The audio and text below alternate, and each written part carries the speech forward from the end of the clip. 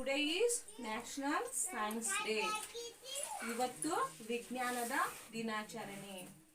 ನಮ್ಮ ವಿಜ್ಞಾನದೊಳಗ ಬಹಳಷ್ಟು ವಿಸ್ಮಯಕಾರಿ ಘಟನೆಗಳು ನಡೀತಾ ಇರ್ತವೆ. ಏನಪ್ಪಾ ಅಂದ್ರ ಭೂಮಿಯ ಒಂದು ವಿಸ್ಮಯ ಜಗತ್ತು.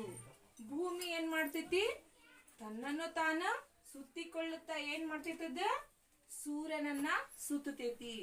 ಈ ರೀತಿ ಸೂರ್ಯನನ್ನ ಸುತ್ತುವುದರಿಂದ, ತನ್ನನ್ನು ತಾನು ಸುತ್ತುವುದರಿಂದ ನಮಗ ಹಗಲು ರಾತ್ರಿಗಳು ಉಂಟಾಗ್ತವು. ಅಂದ್ರೆ ಡೇ ಅಂಡ್ ನೈಟ್.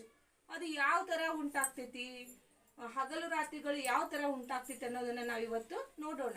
ಸೂರ್ಯ ಯಾವಾಗಲೂ ಭೂಮಿ ಪಶ್ಚಿಮದಿಂದ ಪೂರ್ವದ ಕಡೆ ಏನ್ ಮಾಡ್ತೈತಿ, ತಿರುಗ್ತಾನೇ ಇರ್ತೈತಿ. ಭೂಮಿ ಏನ್ ಮಾಡ್ತೈತಿ, ಇದು ತಿರುಗ್ತಾನೇ ಇರ್ತೈತಿ.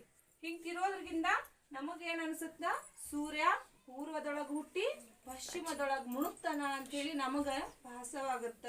ಆದ್ರ ಸೂರ್ಯ ಎಂದು ಏನ್ ಮಾಡ್ತಾನ, ಮುಳುಗೋದಿಲ್ಲ, ಹುಟ್ಟೋದಿಲ್ಲ.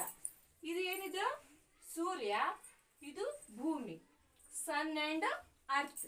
ಈ ಸನ್ನ ಬೆಳಕು, ಸೂರ್ಯನ ಬೆಳಕು ಯಾವ ಕಡೆ ಬೀಳಾತೈತಿ, ಇವಾಗ ಭೂಮಿಯ ಮೇಲೆ ಬೀಳಾತೈತಿ. ಅವಾಗ ಏನಾಗುತ್ತಿದ್ದು, ಹಗಲು, ಡೇ ಅಂತ ಕರಿತೀವಿ ನಾವು. ಡೇ ಉಂಟಾಗ್ತೈತಿ. ಈ ಕಡೆ ಏನೈತಿ, ಕತ್ತಲೈತಿ.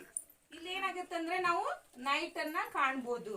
ಯಾವ ರೀತಿ ಅಂದ್ರ, ಇವಾಗ ನೋಡ್ರಿ, ಇದು ಏನಾಗ್ತೈತಿ, ಭೂಮಿ ತನ್ನನ್ನು ತಾನು ಸುತ್ತಕೊಳ್ತಾ ಈಗ ಸುತ್ತದಾಗ ಈ ಭಾಗಕ್ಕೆ ಏನಾಯ್ತು,